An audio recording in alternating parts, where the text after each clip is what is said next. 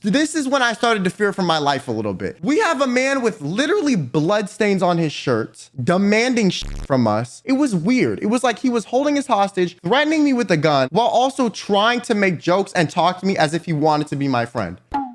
Hello. For those of you that are regular viewers of the channel, you know I normally don't tell stories on my main channel. I normally do that on my second channel, Quinn Benet Extra, and if you're interested in that, links below. But this story is so crazy that I feel like in order to do it justice, I have to talk about it in front of a bigger audience. This was probably one of the scariest nights of my entire life. Like, I actually thought I was going to die. I'm not even joking. Like, I really thought I was gonna die. Yo, I just want to say before I get started, this story is intense. There's threats, there's violence, there's guns, there's mention of SA. There's a lot of stuff that is uncomfortable and a little bit more intense. I will be telling the story in kind of a humorous way or in more of like a entertaining theatric way, just because at the end of the day, this is a story time. This is supposed to be entertaining. If I'm gonna almost die and get held hostage, okay, like I might as well talk about it. Okay, I might as well make a bag off of my misery. All right, let me be. Okay, all right. So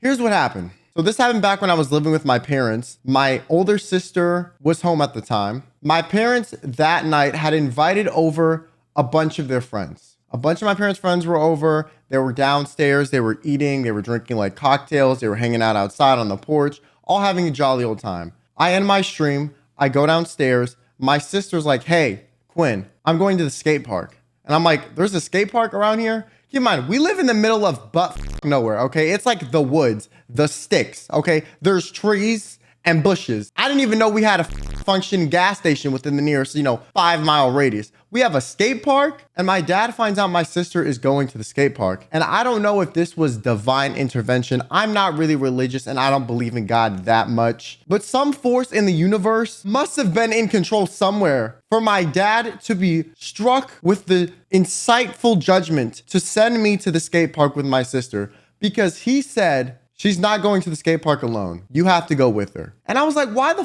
do I have to go with her to the skate park? Okay, first of all, my sister has been to the skate park like at least 8 times alone. So for whatever reason, this one night on a random Tuesday, my dad was like, yeah, you need to go with your sister to the skate park or she is not allowed to go. I'm 22. My sister is 24. Like, we're not kids anymore, you know? And so I didn't really want to go to the skate park. I was like, man, I just ended my stream. I'm tired. Like, this. My sister was like, come on, bro. Come on, please. So in spirit of being a good brother, I went with my sister to the skate park, okay? My plan was to just go there, sit outside on my phone, and just do nothing, all right? So we get there, she's skateboarding. This was a pretty nice skate park. They had like a bunch of stuff. They had bowls, they had ramps, they had half pipes, they had stairs. Keep in mind, once again, we live in the middle of nowhere, okay? Like bump country, the sticks, all right? Like were making fires by rubbing, sticks together and beating rocks together, okay? Like I'm surprised they even have power out here, all right? And so there's this nice skate park. There's like 3 other people there. I'm sitting on a bench on my phone, texting one of my friends. My sister's, skateboarding. She's doing her thing. And suddenly when we're there, all of the lights in the skate park just shut off. Like the power shuts off. Keep in mind, it's like 9-10 p.m. right now. And all of the lights shut off at the skate park. So it's dark. Probably not a safe idea to skateboard when it's dark outside because you're going to injure yourself. So my sister's like, yo, let's go. And I asked her, like, do they normally shut the lights off at like 10? And she was like, no, last time I was here till midnight and the lights were still on. And I was like, what the that's weird. And the lights at the park across the street or like further down were still on. Like the lights everywhere else were still on. The church next door, the lights were still on. But the skate park wasn't. So we get in my sister's truck. My sister has a big ass truck. Now the roads around me, on the side of every single road in my area, there are like irrigation ditches, okay? Which is like there's a road and right next to it, there's like a ditch. It just goes down immediately and that's for like water to flow through so it doesn't flood. But the ditches in my area are not like the 3-4 foot irrigation ditches that are like in most areas. The ones by me are like 4, 5, 6 feet deep, okay? And they're steep. It's like road, cliff. Like, I don't know why they're like this. I don't know who thought this was a safe idea, but that's how they are. The area where the skate park was, there was not a lot of street lights. Once again, we live in the middle of a forest. There is nothing literally anywhere. My sister's turning to leave the skate park. As she's turning to leave the skate park in her big ass truck, off the kind of driveway ramp that would lead to the main road, a car whizzes by us with its brights on. Now, I don't know what what type of crack the lights in cars snort nowadays, but goddamn, those LED lights that cars have, even without the brights on, are dead ass blinding. Okay, we should have some regulations on that and like limit the candle power. But with the brights on, it's like you get flashbang. Like I'm sitting there and then suddenly it's like you can't see shit. As my sister was mid-turn out of this ramp right next to this steep ass irrigation ditch, this car whizzes by. She can't see shit. She ends up in the ditch. I swear to God, I blinked and suddenly I was like sideways. Okay, so the car was face first into this ditch and almost on its side, essentially. So the side that I was on was the side that was lower into the ditch and facing the ground like this. So I was sitting there like this. The front of it was in this ditch and the back of it and the back wheels of the car were literally in the air, suspended.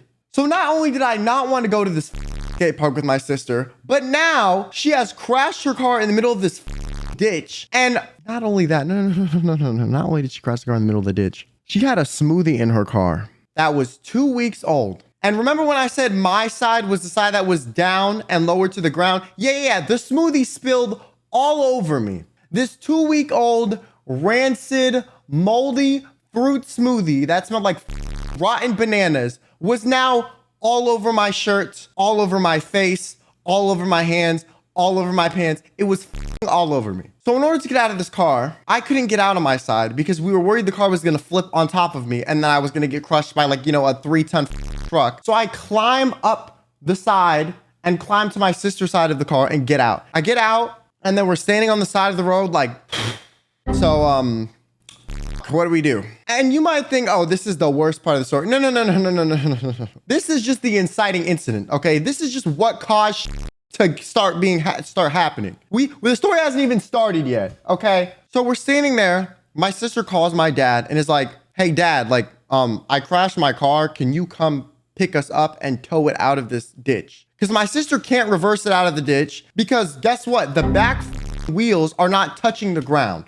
And in most cars, the back wheels are what move it to go forward and backward. Now, this was a truck, maybe it would have 4-wheel drive, but she was a little bit too scared to try to reverse it out of there. And it just wouldn't have had enough grip. It just wouldn't have worked. So my dad is on the phone with my sister and is like, mind you, my dad invited over 4, 5, 6 of his best friends. And my mom was there and her friends. They were all drinking. It had been 2 hours since they had been at our house. At this point, every competent adult at my house is too drunk to drive. So my dad, when we call him, is like, I can't help you. I'm too drunk. What do you expect me to do? I had this many shots. I can't even see straight. Wait, call a tow truck. Call the insurance company. The one time we needed my dad to do some shit like this is the one time he happened to be plastered. So my sister's trying to find our insurance information to call roadside assistance. I'm looking up on my phone tow truck companies that are open. It's 11 p.m. at this point, okay? What the are we gonna do? Most things are closed. Also, I want to reiterate, we are in the middle of nowhere. There is nothing around us. Okay? Nothing. Trees, bushes, that's it. And as I'm looking up the places for tow trucks, my phone dies. So I'm out of commission. My sister now has given up on finding roadside assistance and FaceTimes one of her friends to just laugh at how absurd the situation is. She's like, yo, look at this truck, bro. What the It's not even touching the ground. What's happening, bro? Yeah, we're anyways. I don't know what to do, Rebecca, but I'll call you back. You know what I'm saying? Boop, hung up, called another one of her friends, did the same thing. Eventually, I'm like, yo, can we get out of here? So as we're trying to figure out roadside assistance or a tow company that's open, this random old lady, okay, I'm gonna call her Linda, from across the street, came from this house. The only civilization are these rundown, 4 houses, okay? There's just 4 of them. I don't know why in the middle of the woods, there's just 4. And then you drive for a mile or so and then you're back on the main road and then you can find a highway and get out of the area. But in the middle of where we were at, there was just 4 random houses. The house she came from looked like a junkyard. I'm not trying to shame her for her financial situation. I'm not trying to make fun of her, but the house looked like a junkyard. there was just random in the front lawn. There were like rundown plastic chairs, random crates of machinery, trash, lawn decorations that looked kind of half beaten up, a giant gnome, like just random shit. Like it looked like a trash dump. You couldn't even see the grass with how much random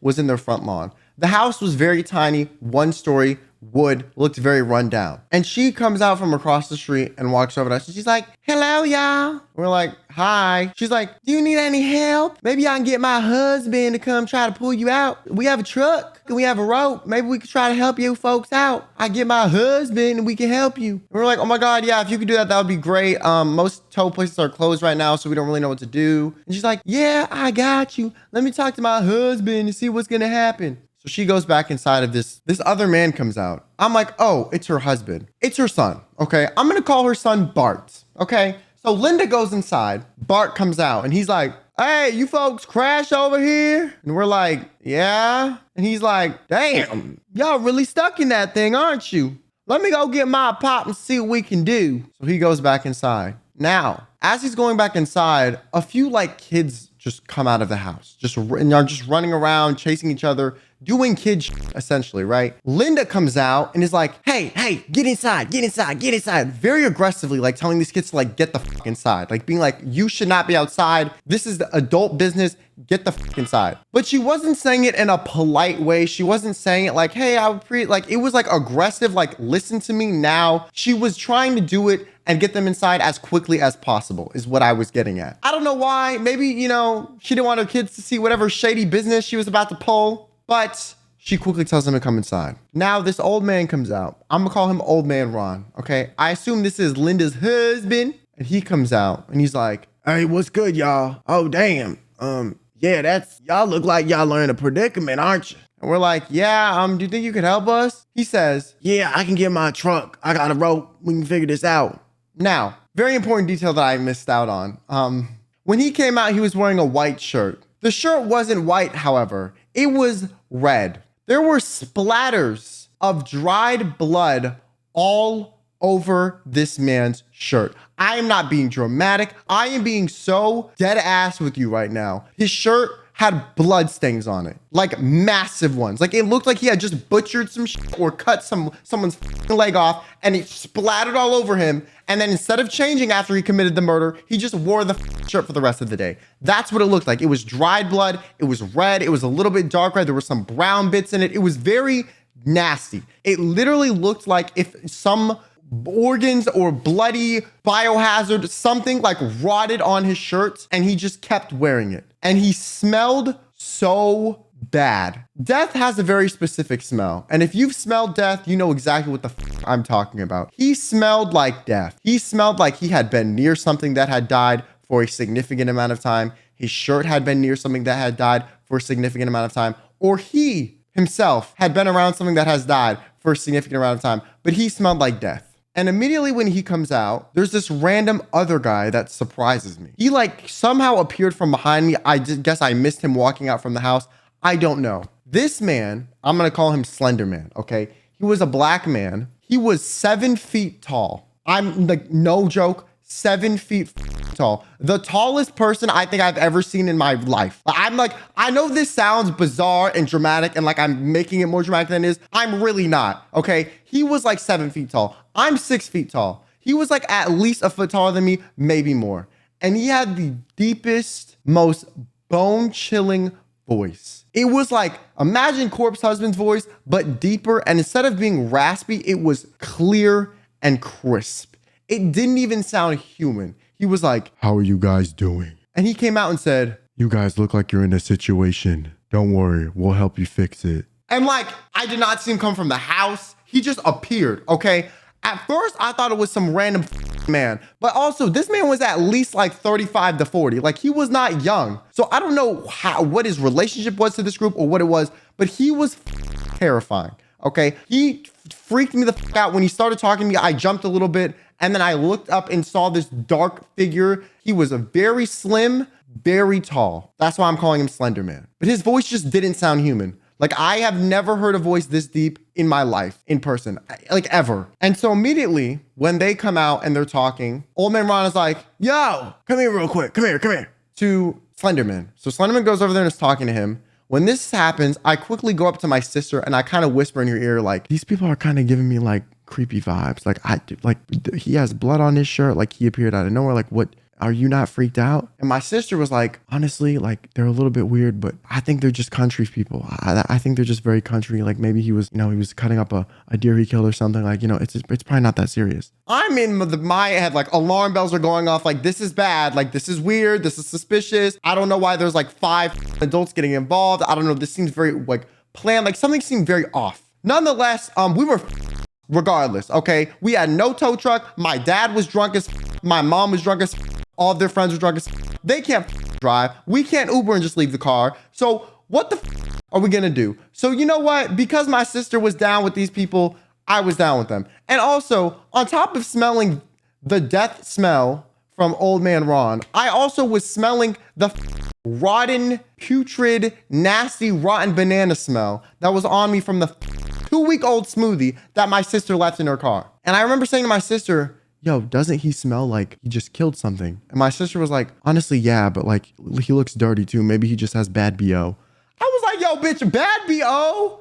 Bad BO. This is bad BO. Like the blood stain is bad BO. Like I think she knew it was bad, but she was trying not to freak me out because she knows I get very anxious. Old man Ron starts saying to us, yeah, the other day I got stuck and I called a tow truck and it was $250 to get me out of the tow truck. Like $250, that's a scam. If you would have called a tow truck, it would have been $250. So I'm willing to help you out because who wants to pay $250? Like that's crazy. And he kept reiterating throughout this entire time where he was helping us that a tow truck would be more expensive than him helping us.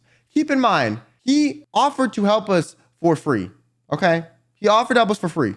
For free. So Linda, at this point, is like, I hope y'all do well. I'm going to go take care of some things inside. Goes inside, okay? Linda, just because you wasn't there doesn't mean you're not a bystander, bitch. So there's 3 men with us outside now, okay? We have Bart, old man Ron, and Linda's son. We have old man Ron, and we have Slenderman, okay? Old man Ron is like, hey, yo, Bart, get the truck. Bart's like, all right, Dad, I'll get the truck for you. I got you. So he goes and gets the truck. It's a white pickup truck. He drives it over. They're kind of like around with the hitch. They're attaching it. They're kind of like looking at it. They're trying to figure out how to attach it. When Bart is trying to attach this hitch, old man Ron is speaking to Bart like he is an incompetent single-celled organism. Like he spoke to his son as if his son lacked the brain capacity to process oxygen. He was like, attach it like this, do this, come on, what are you doing, do this, like pretty much being condescending, being rude, over explaining things, acting like his son didn't know what the hell he was doing. It was very weird. It was like his son was his brain dead minion, essentially. As they're attaching the hitch, my sister calls my dad back. I'm watching this happen. And she says, hey dad, we have these people that found us that live across the street from the skate park. They're gonna help us. They have a truck and they have a rope and they're going to tow us out of the ditch. And my dad's like, oh, that's good. Yeah, maybe when they're done, you could give them like $50 cash or something to thank them. And my sister says, okay, hangs up the phone. They attach the rope. They tell my sister to put it in neutral and get in the front seat. And then they start pulling the truck out. And then old man Ron is like, all right, now put in reverse, put in reverse, put in reverse. So my sister reverses it, gets it out, we're good. Or my sister gets out the car now and it's like, hey, thank you guys so much. Here's, $50 just as a thanks. My sister gets back in the car. I walk around the car to get in on my side, right? Keep in mind, the truck that towed us out of the ditch, the white pickup truck, is behind us, so we can't reverse. We were gonna just drive forward out of, the area where we were in. Before I'm even able to open the door to the truck, Slenderman grabs my arm like this and is like, where do you think you're going? Where do I think I'm going? I'm sorry. What? What do you mean? I'm leaving, sir. You just helped us get out of a ditch so we could leave. That was the whole goal of this. You wanted to help us so we could leave. And as he's restraining me, Bart gets in front of my sister's car and just stands right there. So if my sister wanted to drive forward, she would have to hit Bart. I am being restrained by Slenderman. He literally is grabbing me like this, both arms like this. My arms are like this, kind of behind me like this, and he's grabbing them, okay? I can't move, all right? Old man Ron gets out of his white truck and kind of walks up with his fat belly and his blood-covered t-shirt and gets up to the car. My sister's still in the car. As I'm being restrained, I hear my sister lock the car door. It goes like, "Kung." I assume so none of them can get in the car and pull her out. She rolls down the window like halfway and is like, "Is there a problem? What's happening?" And old man Ron says, "You guys aren't going anywhere." Keep in mind, I'm being restrained by this 7-foot man with a voice in an octave that's so low, I didn't even know a human being could hear shit at that frequency, okay? We have some country bumpkin brain-dead man-child in front of our car, and we have this old man who's acting like he's running shit, walking up to my sister as if we're at like a cartel stop, okay? And my sister's like, "What do you mean we can't go?" And he's like, "We need some form of payment." And my sister's like, "You offered this to help us and I gave you $50 cash as a thank you. Like, what more do you want from me?" And he says, "Well, the tow truck is normally $250. We're encountering a little bit of a problem here. So even if my sister wanted to give this man $250, she had no cash in her wallet. She had $50. That was it. That was the amount of cash she had. She had given him everything she possibly could in that moment. So my sister says, "I have no more money left," and shows this man her wallet like this. Right? Like kind of opens it towards the window. Keep in mind, the window is still half up. The truck is still running. I'm restrained. Bart's in front of the car. Old man Ron's on my sister's side of the car talking to him. And we have a truck behind us. So my sister can drive off, hit a guy, and leave me alone, estranged, or talk to this man to figure out what the we're going to do to move forward. I am terrified. I can feel my heart literally beating out of my chest. This is when I started to fear for my life a little bit, because we have a man with literally blood stains on his shirts demanding from us, keeping us in a location. I am restrained by some stranger I've never met that's 7 feet tall, who has a voice deeper than fucking Morgan Freeman. Okay, imagine Morgan Freeman's voice. If it was like significantly deeper, that was this man's voice. Okay, it sounded like the devil was speaking to me. Literally, he was like, "You're not going anywhere." Like, I can't even get that deep. Even if I try, I can't. So I give my sister this look. She looks over to me like this.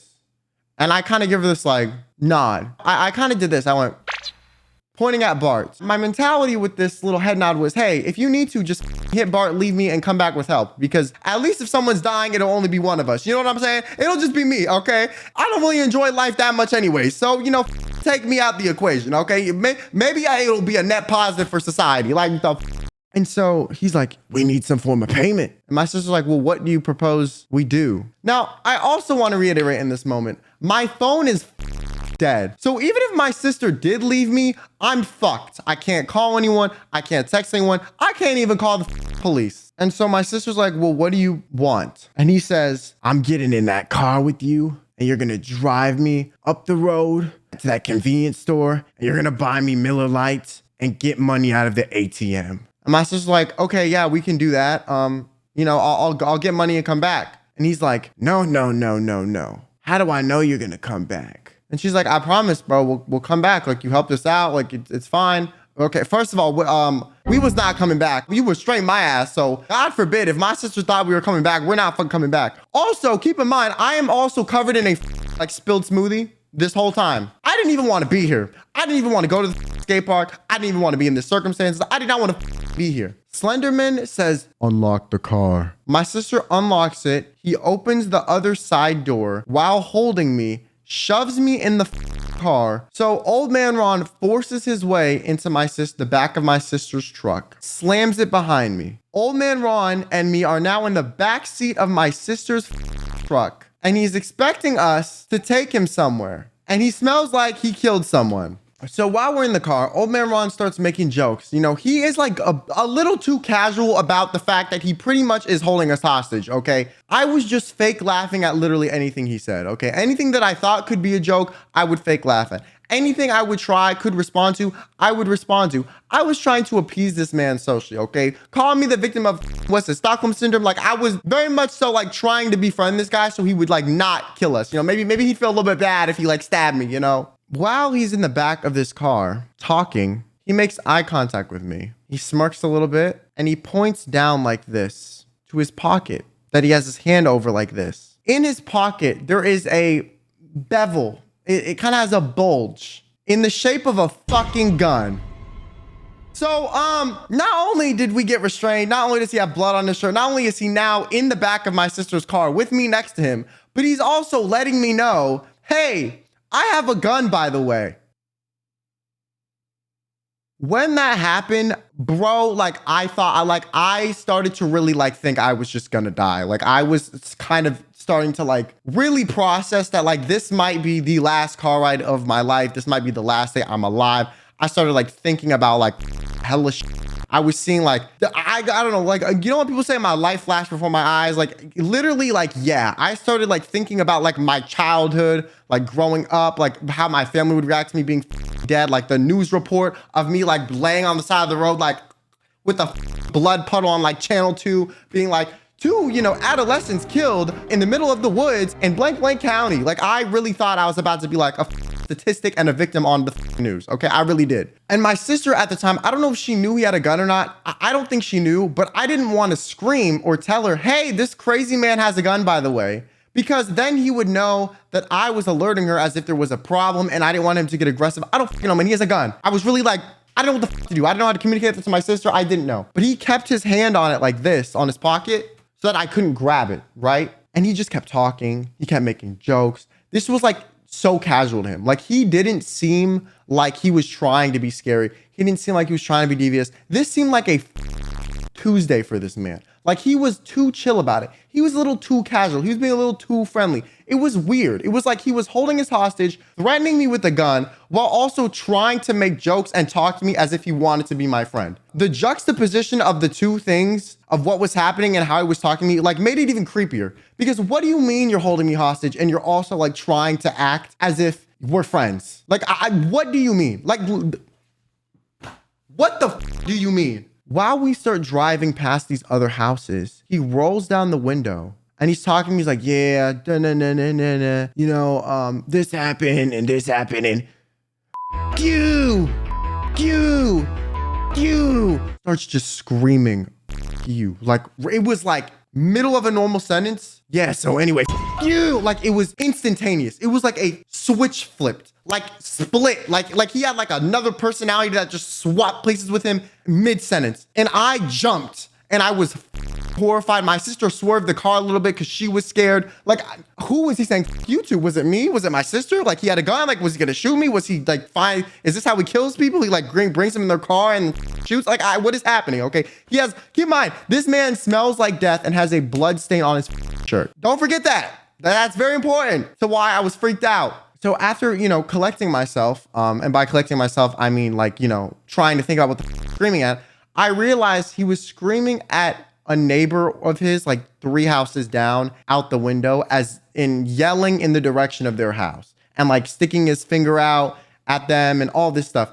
And keep in mind, his neighbor was not outside. There was no one outside of the house of his neighbor. There was no one, like, it was just him screaming at the outside of this person's house, despite no one being there to see or hear him. So after I realized he's not screaming at me, I kind of relaxed a little bit, you know, and by a little bit, I mean like, you know, instead of being at like a 10 out of 10 on the I'm gonna die and I'm meter, it shot down to like an 8, you know, small improvements, positive reframing or whatever. Then he starts telling me about how it's his birthday today and how he's excited for us to buy him alcohol. He's like, yeah, it's my birthday today, man. You know what I'm saying? I'm excited to get me some Miller Lite, you know what I'm saying? And I can, some bitches and, you know, have some pretty women, you know, all up on me. And then he says something that like made me even more scared, made my heart drop a little bit. Okay. My heart sank from like, you know, my asshole to like hell when he said this. He said, yeah, you know, the other day, there was this girl I linked up with, you know, I slipped a few things in a drink and, you know, I had my way with her and it was a good time. So not only are you covered in blood and smell like death, not only are you holding us hostage with a gun, not only are you demanding we do X, Y, and Z, but you're telling me that you have drugged and SA'd a woman 2 days ago. 2 days ago, he just casually said it like it was a normal thing to do. Like he felt no shame in it. He didn't think it was wrong. There was no hesitation with it come out of his mouth. It came out the same way you would ask a stranger about the weather. It was like so casual to him. And also keep in mind, his wife was the one that brought him outside in the first place. So he cheating too. Like, yo, where the are your morals, man? Like you just corrupt everywhere across the board. So we pull up to the convenience store or the gas station. and my sister puts the car in park. I stay in the car with this man in the back seat as my sister goes in to buy the beer for him and get some money to give him. I don't know if my sister called my dad when she went inside of the store. I feel like she honestly probably should have, maybe the police. You know, I don't know what the she was really thinking. I don't know, okay? But she didn't do either of that, as far as I know. And maybe she was just so scared she was tunnel vision on getting the out thing. My sister offered to him like, hey, do you want to get out and go inside so you can pick out what you want? Which in my opinion is a little bit generous, but also my sister's not an idiot. So I think her strategy was, hey, let's get him inside and then I'm going to run back to the car and we're going to hightail it out of here while he's inside of the convenience store. So we were going to just ditch him, right? That's kind of what she was trying to do. Like set it up where we could just ditch this man. And he says, no, I actually can't go inside. I'm banned from this location. And I'm like, why are you banned from this location? And I say this very casually as if I'm friends with him. I'm like, oh, what'd you do, man? Come on, it can't be that bad. And he's like, well, one of the cashiers here I got into a little bit of an argument with. It got pretty violent. So yeah, they said if they'd ever see me again that they call the police. I was like, you got in a violent argument with the cashier. You have a gun, you have blood on your shirt, and you're holding me hostage right now. And you're telling me not only did you essay and drug a woman, but you also had a violent altercation with the cashier at a convenience store? What the would a cashier at a convenience store do to provoke you? Like, respectfully, they're just checking you out. So that means that not only is this man doing all this, he's unstable too, because he's willing to crash out on some random cashier that's ringing up his pack of Menthols and Miller Lite. Like everything that comes out of this man's mouth just made this situation more terrifying. And what made it even scarier is like none of this coming out of his mouth sounded like he had any shame, any remorse. It was so casual. Like it was so casual. It was like he just did this like it was just like, yeah, I did it. Like it was crazy. So my sister goes into the store by herself. Once again, looking back, and she probably should have just called the police, asked the cashier for help, or call my dad or something. I don't know what the she was thinking, but she got the beer and the money, okay? And while he was inside, old man Ron starts asking me, hey, where do you live at? Whereabouts are you from? You're definitely like a serial killer. So why the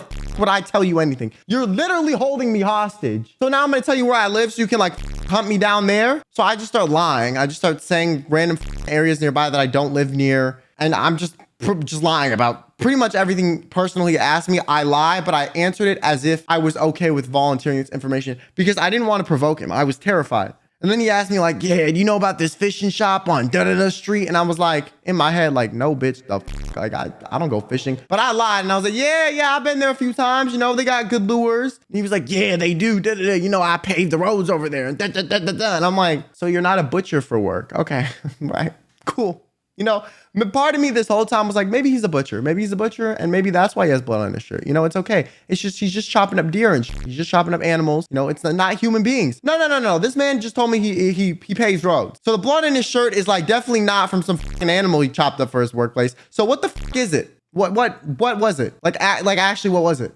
To this day, I don't know. I really hope it was not a person, but I literally don't fucking know. And like, once again, I want to say, I know this story sounds like some shit that is just made up, not real and insane. And I completely get that. And if you don't believe me, that is fine. Okay. I would not believe me either, to be honest. But I swear to God, this man had blood on his shirt and it smelled like death. Then some lady is walking from her car in the parking lot, like probably like at least like 20 yards away from us. Okay. Tore it from her car into the gas station convenience store, probably to like pay her buy something. He rolls down my sister's window and starts catcalling this lady like loud as He's like, hey, what's good? See how you doing? Yo, I'd love to grab on your titties and ass, girl. Keep in mind, old man Ron is like 50, okay, 60. And he's now catcalling this lady in front of me in the car. And I'm in the back of my head like, can you shut the fuck up? Because not only am I scared, but now you might get in a fight with this broad's boyfriend if he's around. Okay, what if she's not single and his man is strapped in his car? So I'm sitting there like, oh, now you're just catcalling. Okay, all right, cool. Eventually, he rolls up the window and stops. And then he starts asking me questions about my sister. And he's like, yo, is that girl that's with you, inside, is that your girlfriend? And I was like, oh, no, that's actually my sister. And then he proceeds to talk about how hot she is and say all of this creepy stuff. And I'm sitting there like, Because keep in mind, this man had admitted to me that he had drugged and SA'd a lady 2 days prior for his birthday. And then had just catcalled some random lady. And he's also banned from the gas station we're in. He's holding me hostage. He has blood on his shirt and he has a gun in his pocket. So I quickly changed the subject to the other lady that he thought was hot. He talked about some other women too in between this. I don't remember what the he was saying, but he was saying like, yeah, the cashier that works here, she's pretty hot. I'd love to, get some drinks and, bring her back to my place and talk her up, maybe get a motel room for the night and, have my way with her. That's what he said, like something along those lines. And so I immediately pivot from my sister. Oh yeah, tell me more about the cashier. What do you like about her? Because no. Like my sister and whatever the weird shit going on are not going to be combined, okay? They're not going to be symbiotic. They're not going to be together. Like, no. So I changed the subject to some other lady so he stops talking about my sister. So my sister comes out of the gas station with 18 packs of beer. And he immediately notices that my sister did not get him Miller Lite, which was the one thing he suggested. So he's like, hey, where's the Miller Lite? You said you would get me Miller Lite. What the is this? I wanted Miller Lite. Why you got these 2 beers? I don't even like these as much as Miller Lite. I mean, they're okay, but Miller Lite's better. You better have a good reason. And my sister calmly explains, hey man, sorry. My sister's like has like her customer service voice on. Like she did not seem scared at all. It was crazy. She's like, hey man, sorry. They actually were out of Miller Lite. So I got you, Bud Light and I got you Coors Light and I got you, instead of like a 6 count, I got you 18 counts of both just to kind of make it up to you. And also I got some money to give to you too. So here's $100. So he shuts up and is okay with this now. As we're in the car or my sister's talking to him and he's yelling at my sister, I kind of point to his pocket and I do this. I'm like, like behind him. I'm like, he has a gun, right? And my sister, she kind of did this. She was kind of like she looked shocked for a second and then kind of reeled it back in really quickly to continue talking to this man. Like it was kind of like she was like, and then immediately locked back in. So she knew now that he had a gun. He starts insisting that we take him to a second location, not a gas station. He wants to go to a park. He's like, yeah, you take me to this park now. I want to just sit down and enjoy my beers with y'all. A park. We live in the middle of nowhere in the woods. Okay, nobody goes to that park regularly. I can guarantee it, all right? The population in this area is not that high. And you want me to go to a park with you after you held us hostage, have a gun, blood on your shirt in the pitch black darkness. You want me to go to a park with you in the middle of nowhere, a park.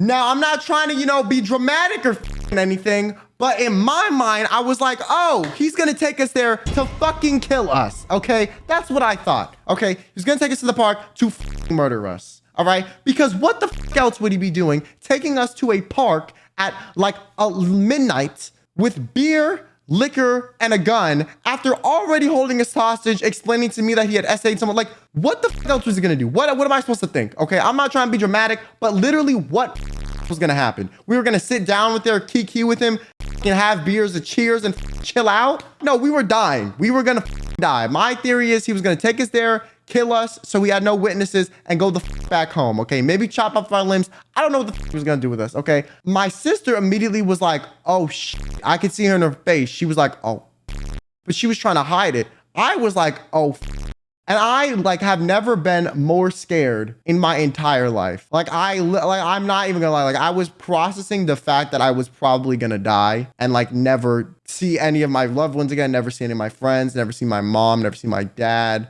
Never see my younger sister. I was just trying to come to terms with the fact that this might be the last day I'm alive. And when he was insisting we take him to this park, I immediately made up an excuse, which I think might have saved us. And I said, oh yeah, I'd love to take you there, but we actually have someone waiting on us, at our house that, we were supposed to meet up with 15 minutes ago. So they're probably wondering where we are. And my sister immediately caught on to what the I was doing and was like, yeah, actually, they called me when I was inside and they asked where we were. And I told them I would be on the way and I'd be there in 5 to 10 minutes. So yeah, we don't have time for that. Sorry, we have a bunch of people waiting on us. And I think this man was like, oh, if people are waiting on them at their house, I can't kill them because then they're going to be missing and people are going to suspect me. So because of that, he was like, oh, okay, fine. Just forget about tonight.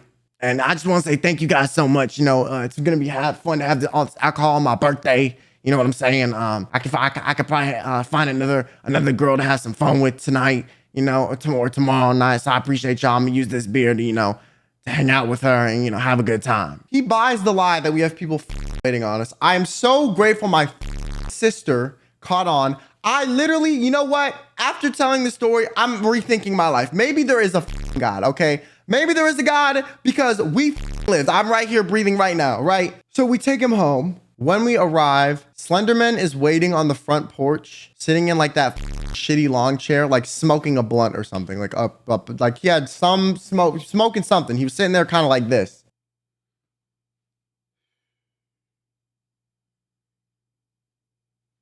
7-foot ass motherfucker. Like his legs were hanging off the chair like this. Like, bro, he couldn't even fit in the chair. And when we get there, he stands up and he walks up to the car and he's like, "Did you guys get the stuff that he wanted?" And we were like, "Yeah, we did. We even got him some extra, you know, just to say thanks." And he's like, "Good." He opens the door. Old man Ron gets out. He closes the door. And my sister books it the out of there. Yo, bitch, she went like 0 to 60. Like, I swear to God, the second that man, my sister went boom, sent that locked the door immediately, and then flew forward. All I remember is he got out. I heard the door go boom, and then I heard the door locked, and my sister went boom, and we were out of there. And like, it was just quiet in the car. Like, me and my sister were just sitting there in silence, like almost in awe at what had just happened to us.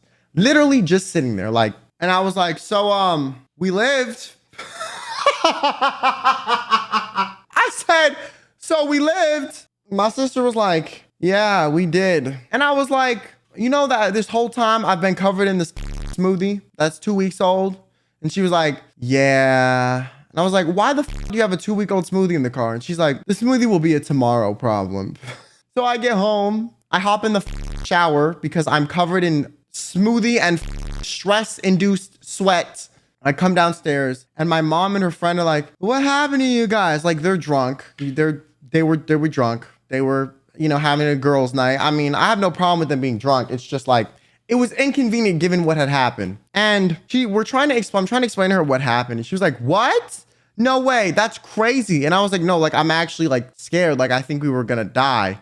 And they were like, "That's insane." Like, I don't think my mom fully processed what the we were saying because how up she was. But the next day we told her kind of everything. And me and my sister were like, "Yeah, we actually thought we might have gonna die. We might have, you know, almost died." And I'm going to be honest with you. Like, I don't know if this man was going to kill us. I don't know if he is a serial killer. I don't know if all of this is just an unfortunate coincidence that seemed like he was setting us up to die. I don't know if he was actually planning on doing anything if we went to the park. I don't know if he was just that out of it or drunk or unstable that he was like, "Oh, let's just go to the park." I don't know what what was going to happen. All I know is that I, in my gut, was the scaredest I have ever been in my life. Like, holy So I just want to say to everyone watching, okay, I know this is a crazy story. Be careful. Nothing good happens after midnight. If people offer you help, be wary of accepting it. Because I've actually looked into this, and a lot of crimes, murders, assaults, robberies happen to people that are in need of help, and the perpetrator of the crime will pretend like they are there to assist you. They will show up and be like, if you're on the side of the road and your car's, you know, like out of commission, they're like, "Hey, do you want some help?" Like, they will offer to help you because they know you're vulnerable and they know you can't leave. So they will use that to their advantage to harm you. So be careful, be diligent, be safe, be smart. And I just want to say, if you don't believe this story, that's fine. I really don't give a shit, okay? Like, it happened to me. Believe it if you want, don't believe if you don't want. I don't care. I think it sounds ridiculous too. I'm surprised I'm even breathing right now, to be honest with you. But that was the scariest moment of my entire life, and probably one of the craziest things that I think has ever happened to me and will ever happen to me. And I hope to God to never experience anything like that again. And the thing that like really f***ed me up about this whole scenario is like, I'm not traumatized. Like, as f***ed as it sounds, like, I don't have PTSD. I have no flashbacks. Like, I'm not thinking about this or losing sleep over it. Like, I'm really not. And like, I've been through similar-ish situations that were not as bad when I was younger. So maybe that's why I'm kind of more okay with it now.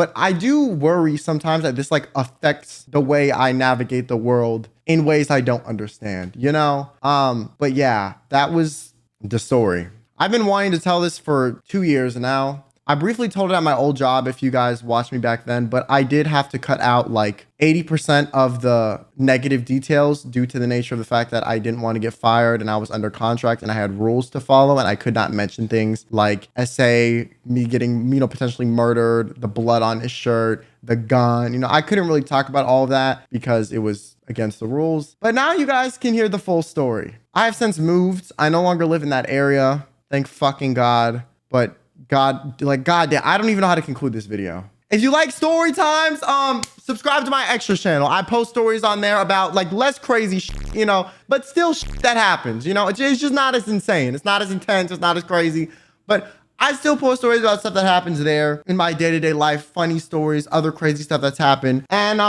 if you liked my personality, maybe subscribe to the channel. I make other videos. I don't really do story times on this channel, but I do other types of content and I stream every day at 6 p.m. Central. So follow me on Twitch and subscribe. I have Instagram, Twitter, all that. But yeah, this is probably going to be the craziest story I ever tell you guys. So, don't expect anything more than this, okay? This is like the peak, all right? I got nothing else worse than this at all, okay? Aside from stuff that I'm just not gonna talk about because it's like too traumatic, okay? But of all the traumatic stuff I've been through that I'm comfortable sharing, this is like the big one. So everything after this is just gonna be more chill or more funny, not as intense. But yeah, I don't know. I just feel like if this happened to me and I have this platform to tell a story, I might as well. I really like telling stories. It's fun. For me, it's kind of cathartic in a way, as fucked up as that sounds. So yeah, I'll see you guys next time I post. Stay safe, stay diligent, be very wary who you accept help from, and I'll see you guys next time. Have yourself a damn good one.